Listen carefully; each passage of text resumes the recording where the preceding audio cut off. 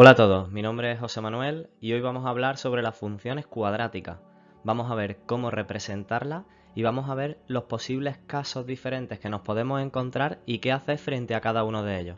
Así que venga, vamos a comenzar.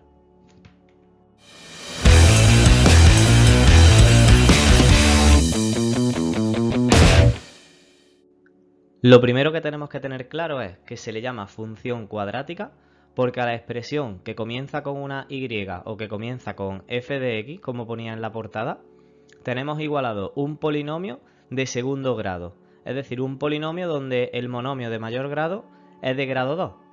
Este polinomio está ordenado y es completo, pero si está desordenado o es incompleto, también se considera una función cuadrática.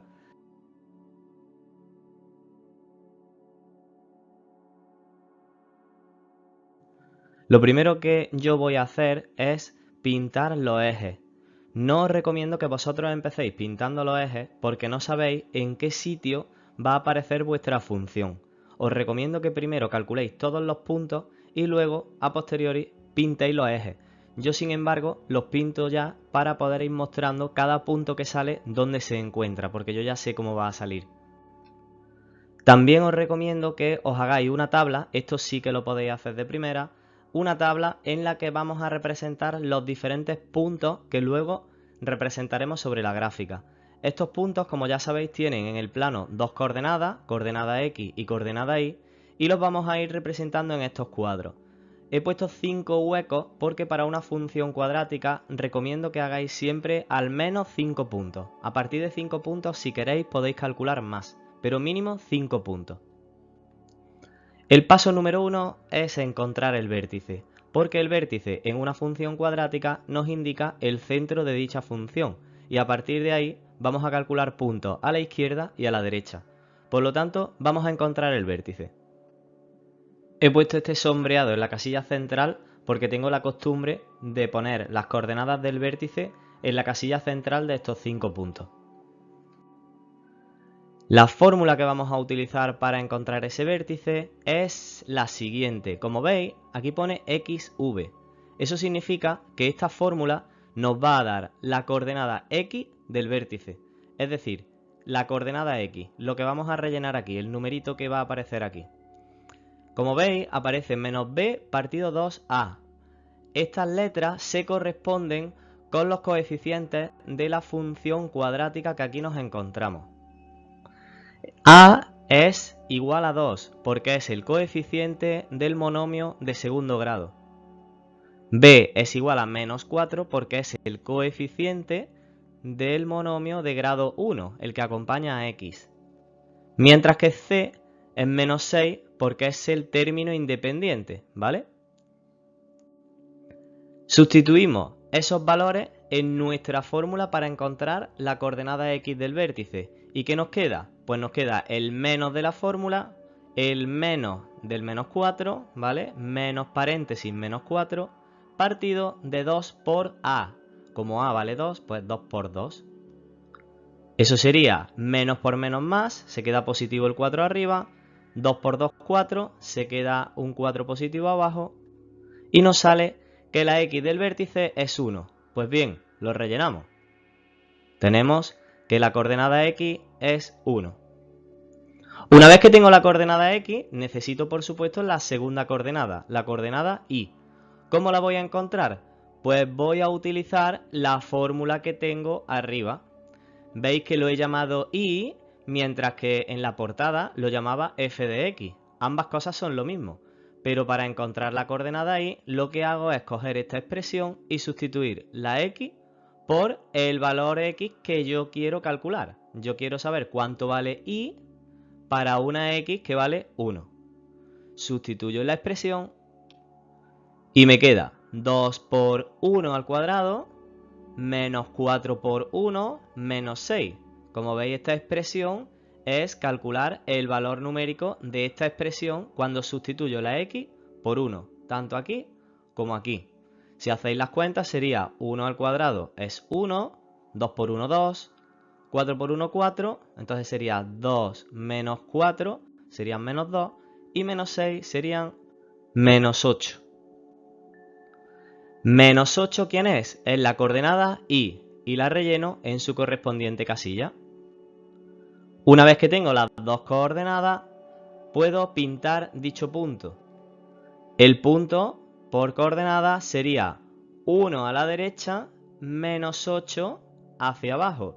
Y aquí aparece nuestro punto. Os recomiendo que pintéis esas coordenadas también en dicho punto para que os ayude a ver que el punto está bien dibujado. Como veis, este punto nos marca el centro de nuestra función, o lo que es, mejor dicho, el eje de simetría de nuestra función cuadrática. La función cuadrática siempre tiene una forma de curva con un vértice, pues hemos encontrado dicho vértice, que es el que delimita el eje de simetría de dicha función. Segundo paso, punto de corte con el eje Y. Todas las funciones cuadráticas tienen un punto de corte con el eje Y. Absolutamente todas. ¿Cómo se calcula? Pues lo primero es saber que el punto de corte con el eje Y significa que la coordenada X es igual a 0, porque es el punto de corte con este eje. Si corta este eje, significa que la coordenada X vale 0 y la coordenada Y no lo sabemos. Vamos a calcularlo.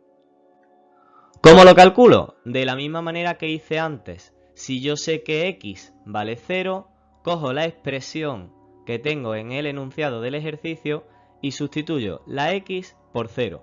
2 por 0 al cuadrado, menos 4 por 0, menos 6. Como veis, este término de aquí y este término de aquí se anulan y me queda simplemente el menos 6. Es por eso que siempre se dice que el punto de corte con el eje Y va a coincidir con el término independiente de mi función cuadrática, menos 6, que es C. Luego, el punto de corte siempre va a ser el valor de C. Aquí lo tenemos, ya tenemos las dos coordenadas del punto y por lo tanto ya podemos representarlo en la gráfica. Aquí tenemos el punto, es el punto 0 menos 6, es decir, 6 puntos hacia abajo. Ponemos las coordenadas como siempre para asegurarnos de que estamos representándolo correctamente. Paso 3. Puntos de corte con el eje X. Quizás es el paso que más complicaciones trae y que más errores presenta. En este paso podemos encontrarnos diferentes casos. Vamos a hacerlo para este caso nuestro que tenemos aquí y luego digo qué casos más nos podemos encontrar. Lo primero que tenemos que hacer es lo siguiente. Si son puntos de corte con el eje X, es decir, con este eje que tenemos aquí, significa que la coordenada Y, en este caso, la coordenada Y vale 0. ¿Vale? Entonces yo relleno dos casillas, una arriba y una abajo, con la coordenada Y igual a 0. ¿Y eso qué significa en nuestra expresión? Significa lo siguiente. Significa que en la función cuadrática la coordenada Y es 0. ¿Y esto a qué os recuerda? Pues bien, esto es una ecuación de segundo grado, que como sabéis, tiene tres posibles casos diferentes. El primero de ellos, que la solución de la ecuación de segundo grado sean dos números diferentes.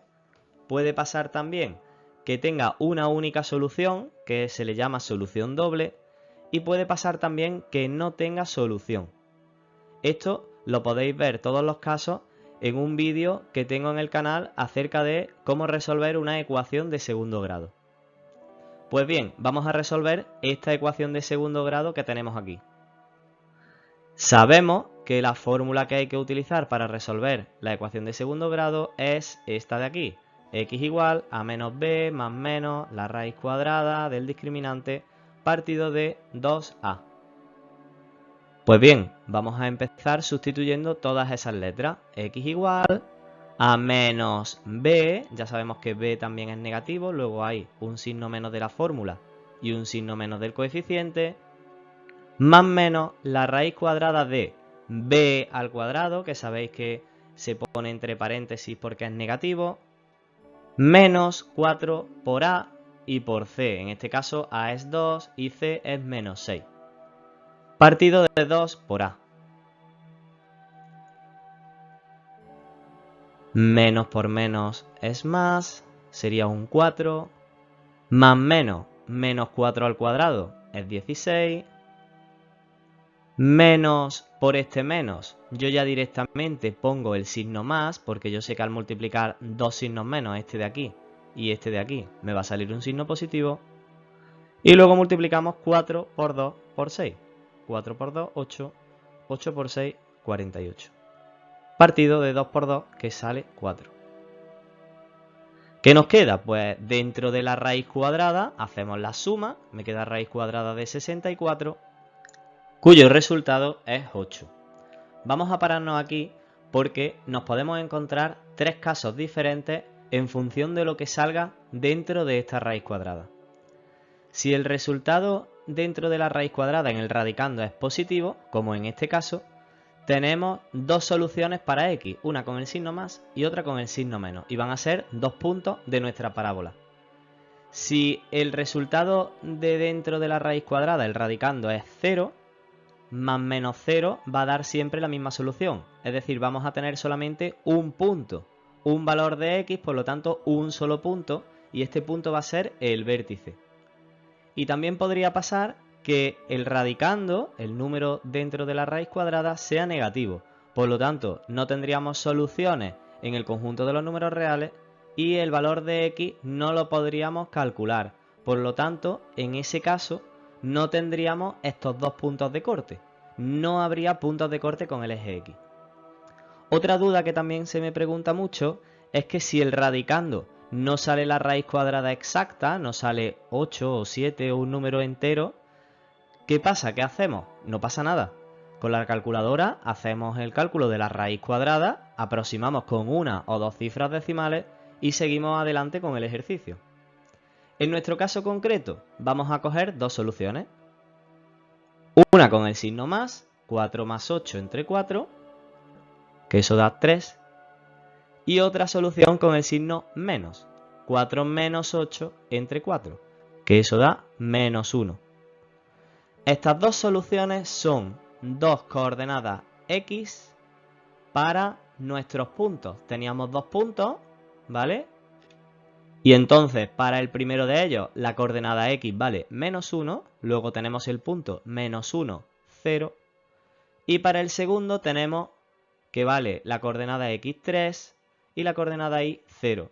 Luego, mucho cuidado con esto, tenemos dos puntos. Uno que es el 3, 0 y otro que es el menos 1, 0. Como veis, dichos puntos son simétricos con respecto al eje de simetría. Son simétricos. El menos 1 está 2 cuadros a la izquierda del eje y el 3 está 2 cuadros a la derecha del eje.